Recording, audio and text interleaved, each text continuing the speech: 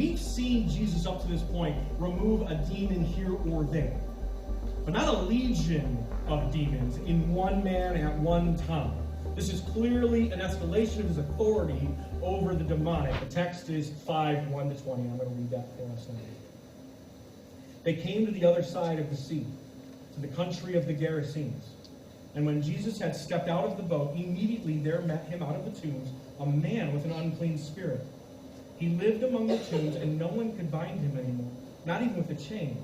For he had often been bound with shackles and chains. But he wrenched the chains apart, he broke the shackles in pieces. No one had the strength to subdue him. Night and day among the tombs and on the mountains, he was always crying out and cutting himself with stones. And when he saw Jesus from afar, he ran and fell down before him. And crying out with a loud voice, he said, "What have you to do with me, Jesus, Son of the Most High God? I adjure you by God, do not torment me." For he was saying to him, "Come out of the man, you unclean spirit." And Jesus asked him, "What is your name?" He replied, "My name is Legion, for we are many." And he begged him earnestly not to send them out of the country. Now a great herd of pigs was feeding there on the hillside, and they begged him, saying, "Send us to the pigs, let us enter them." So he gave them permission, and the unclean spirits came out and entered the pigs. And the herd, numbering about 2,000, rushed down the steep bank into the sea and drowned in the sea. The herdsmen fled and told it in the city and in the country, and people came to see what it was that had happened.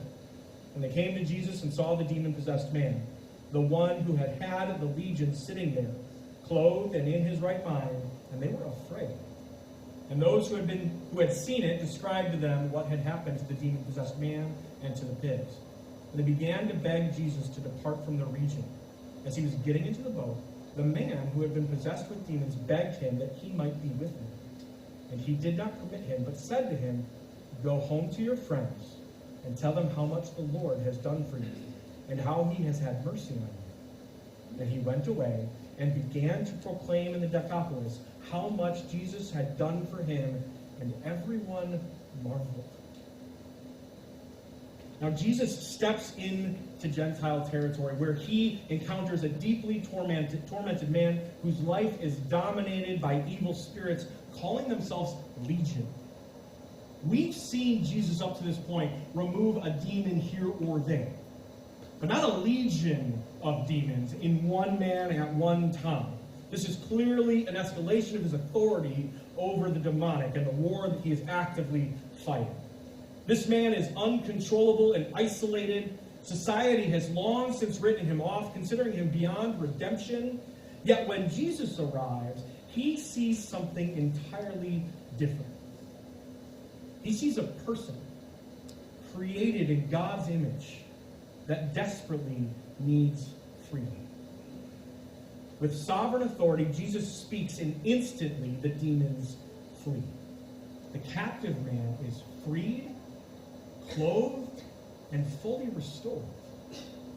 But rather than rejoicing at this miracle, the townspeople fear the power of Jesus and the disruption that he has brought. And they beg him to leave the region. But before he leaves, Jesus compassionately commissions the restored man. He says in verse 19, he says this, "Go home and tell how much the Lord has done for you and how he has had mercy on you." If Jesus sees potential in someone so broken, if he can transform this helpless, hopeless case into a powerful witness, it means that we too have some work to do. This story, his story, clearly demonstrates how we should respond when we encounter Jesus' radical power in our lives or the lives of others. Because of this powerful example, we need to stop seeing anyone as too far gone. Jesus didn't view this man that way, and nor should we. We need to boldly share what Jesus has done for us.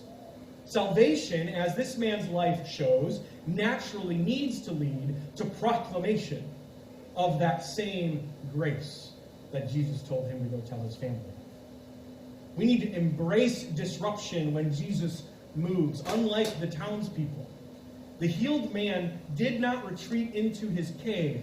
He boldly stepped into freedom, becoming the very first missionary to the Gentiles. And he invited others to experience the same freedom that he was just given. That is what we see in this scene. Brothers and sisters, or those that don't know Jesus, when we come to miracles like this, it can be really easy to focus on the unexplainable. Meaning, 2,000 pigs were just filled with a spirit, or spirits, and they plunged themselves into the water. We can lose what is happening in the text by focusing on the miracle that we just can't explain. I would love to have conversations with you about what happened to the pigs and where did the demons go after the pigs drowned and all of those things. And I will gladly jump into the theological weeds with you on that. However, what is most important to see here is the transformed life of this man by the power and compassion of Jesus Christ. That is what we are meant to get from this story. Jesus' authority and care for us and the ability to free us.